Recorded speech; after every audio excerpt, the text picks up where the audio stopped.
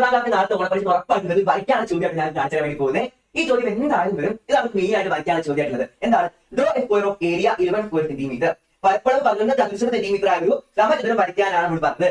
സമചതുരം സ്ക്വയറിന്റെ പ്രത്യേകത എന്താണെന്ന് എല്ലാവർക്കും അറിയാം. എല്ലാ സൈഡും ഈക്വൽ ആയിട്ടുള്ള റെക്ടാങ്കിൾ നമ്മൾ വിളിക്കുന്ന പേരാണ് സ്ക്വയർ. എല്ലാ സൈഡും ഈക്വൽ ആയിട്ടുള്ള ചതുരമാണ് സമചതുരം. എല്ലാവർക്കും അറിയാം. ഒരു സമചതുരം വരയ്ക്കാനാണ് പറഞ്ഞത്. അതിന്റെ ഏരിയ നമുക്ക് തന്നിട്ടുണ്ട് 11 സ്ക്വയർ സെന്റിമീറ്റർ ആണ്. 11 ചതുരശ്ര സെന്റിമീറ്റർ ആണ് അതിന്റെ ഏരിയ.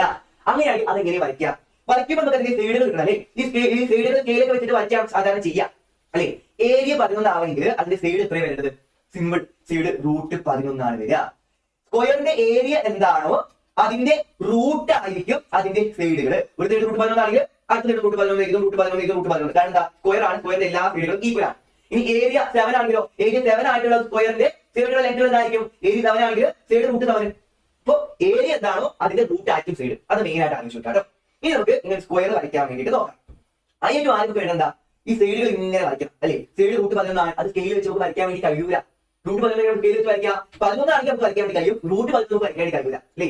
അപ്പൊ വരയ്ക്കാൻ ഒരു ചെറിയ ട്രിക്ക് ഉണ്ട്. ഇതേ സ്റ്റെപ്പ് ഫോളോ ചെയ്ത് കഴിഞ്ഞാൽ സിമ്പിൾ ആയിട്ട് √11 ഒക്കെ വരയ്ക്കാൻ വേണ്ടി കഴിയും. √11 ആവട്ടെ √7 ആവട്ടെ ഏത് റൂട്ടിലാണെങ്കിൽ ഈ സ്റ്റെപ്പ് ഫോളോ ചെയ്താൽ വരയ്ക്കാൻ വേണ്ടി കഴിയും കേട്ടോ. അപ്പൊ √11 ആണ് വരയ്ക്കേണ്ടതെന്നുണ്ടെങ്കിൽ 11 സെന്റിമീറ്റർ വരയ്ക്കാൻ വേണ്ടി കഴിയുമല്ലോ. 11 വരയ്ക്കാൻ ആദ്യം 11 സെന്റിമീറ്റർ ആദ്യം വരയ്ക്കാം. ഇനി √7 ആണ് വരയ്ക്കുന്നതെങ്കിലോ അപ്പൊ 7 സെന്റിമീറ്റർ വരയ്ക്കാം. തെറ്റ്. ഇനി എന്താണ് ചെയ്യേണ്ടത്?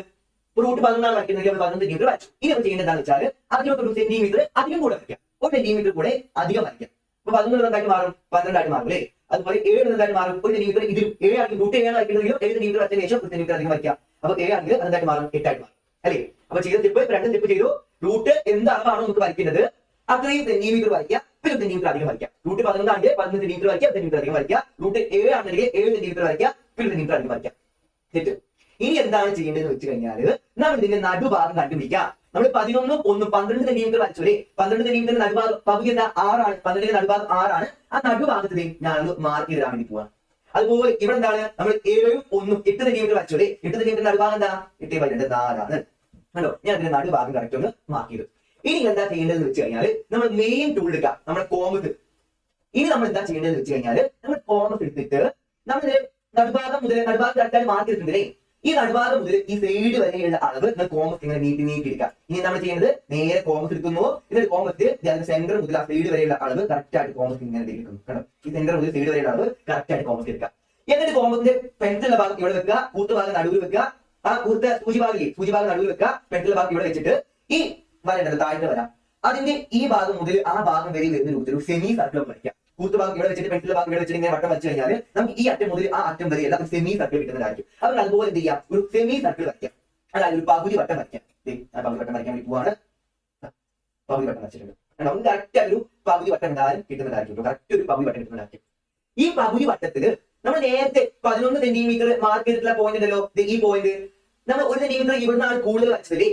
ഇതിൽ എവിടെയാണോ നമ്മൾ 11 സെന്റിമീറ്റർ മാർക്ക് ചെയ്തിട്ടുള്ള സ്ഥലം എന്ന് വെച്ചാൽ ഇവിടെയാണ് 11 സെന്റിമീറ്റർ മാർക്ക് ചെയ്തിട്ടുള്ള സ്ഥലം അല്ലെ? എവിടെയാണോ നമ്മൾ 11 സെന്റിമീറ്റർ അവിടെ മുതൽ മുകളിലോട്ട് ഒരു വശം ഇങ്ങനെ നീട്ടി വരച്ചു കഴിഞ്ഞാൽ ആ വരയുടെ ലെങ്ത് ആയിരിക്കും നമ്മുടെ √11. ഈ വരയുടെ ലെങ്ത് ആയിരിക്കും നമ്മുടെ √11.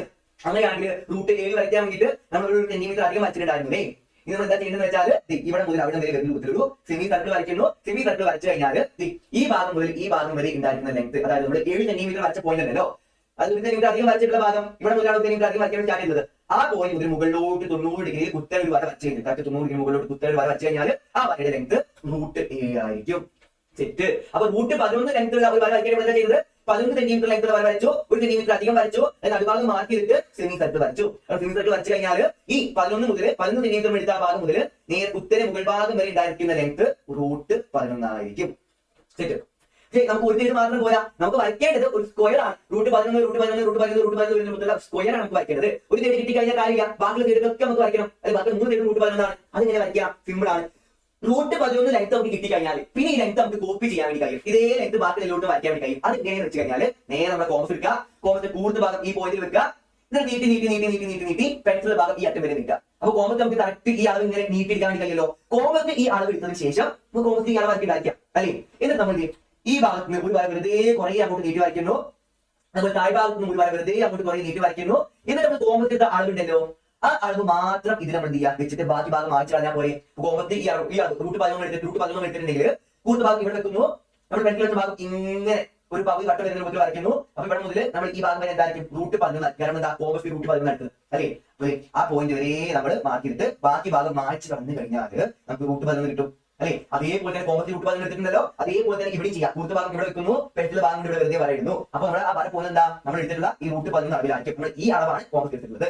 ഒരു ബാക്കി ഭാഗം മാറ്റി പറഞ്ഞാൽ ഇവിടെ നമുക്ക് റൂട്ട് 11 കിട്ടുന്നതായിരിക്കും. അപ്പൊ ഇവിടെ റൂട്ട് 11 കിട്ടും, ഇവിടെ റൂട്ട് 11 കിട്ടും, ഇവിടെ റൂട്ട് 11 കിട്ടും. ഈ ലാസ്റ്റ് ബാക്കിയുള്ള ഈ പോയിന്റ് നമ്മൾ നേരെ കൂട്ടി വെച്ച് കഴിഞ്ഞാൽ റൂട്ട് 11 വരുന്ന രൂപത്തിലുള്ള ഒരു സ്ക്വയർ നമുക്ക് കിട്ടുന്നതായിരിക്കും. ഒരു കാര്യം ശ്രദ്ധിക്കണം, ഇവിടെ റൂട്ട് 11 ആണെങ്കിൽ ഇവിടെ റൂട്ട് 11 ഓട്ടോമാറ്റിക് ആയിട്ട് വരും. ഇവിടെ ആൾ എടുക്കണമെന്നില്ല, കാരണം ഏറ്റവും ലാസ്റ്റത്തെ രണ്ട് അറ്റങ്ങൾ നമ്മൾ നേരെ കൂട്ടി ചോദിച്ചാൽ മതി. ഓട്ടോമാറ്റിക് ആയിട്ട് ഈ ഭാഗത്തിന് നീളായിട്ട് വരിക. അപ്പൊ നമുക്ക് ഇവിടെ റൂട്ട് 7 കിട്ടിയിട്ടില്ലേ, ഇതും അതേപോലെ തന്നെ ചെയ്യാം. കോമത്തെ റൂട്ട് ഭാഗം ഇവിടെ എടുക്കുന്നു, പെൻസിൽ ഭാഗം ഇവിടെ നീട്ടുന്നു, കോമത്തെ റൂട്ട് 7 സെന്റിമീറ്റർ എടുക്കുന്നു. എന്നിട്ട് എന്ത് ചെയ്യാം, ഈ വര ഇങ്ങനെ നീട്ടി വരയ്ക്കുക, അതുപോലെ തന്നെ ഈ വര ഇങ്ങനെ നീട്ടി വരയ്ക്കുക. റൂട്ട് 7 ആണല്ലോ നമ്മൾ കോമസ് എടുത്തിട്ടുള്ളത്. അപ്പൊ ആ അളവ് മാത്രം ഇതിൽ വെച്ചിട്ട് ബാക്കി ഭാഗം മാറ്റി പറയാം. അളവ് മാത്രം ഇതിൽ വെക്കുക. ഈ ലെങ്ത് നമ്മൾ കോമസ് എടുത്തല്ലോ, കോമസ് കൂത്ത ഭാഗം ഇവിടെ വെച്ചിട്ട് നമ്മൾ ഇങ്ങോട്ട് വരച്ചു കഴിഞ്ഞാൽ റൂട്ട് 7 നമുക്ക് കിട്ടും. കോമസ് വെച്ചിട്ട് കാണാൻ മതി റൂട്ട് 7 എത്രത്തോളം ഉണ്ട്. അതുപോലെ കോമസ് ഈ കൂത്ത ഭാഗം ഇവിടെ വെച്ചിട്ട് റൂട്ട് 7 എത്രത്തോളം ഉണ്ട് നമുക്ക് ഇങ്ങോട്ട് മടക്കാൻ വേണ്ടി കഴിയും. വീണ്ടും ആ അറ്റങ്ങൾ ഇങ്ങനെ കൂട്ടി ഉപയോഗിച്ച് കഴിഞ്ഞാൽ റൂട്ട് 7 എന്ന രൂപത്തിലുള്ള ഒരു സ്ക്വയർ നമുക്ക് അടുത്ത് കിട്ടും. ഇത്ര സിമ്പിൾ ആയിട്ട് നമുക്ക് വരയ്ക്കാൻ പറ്റുന്നതേ ഉള്ളൂ.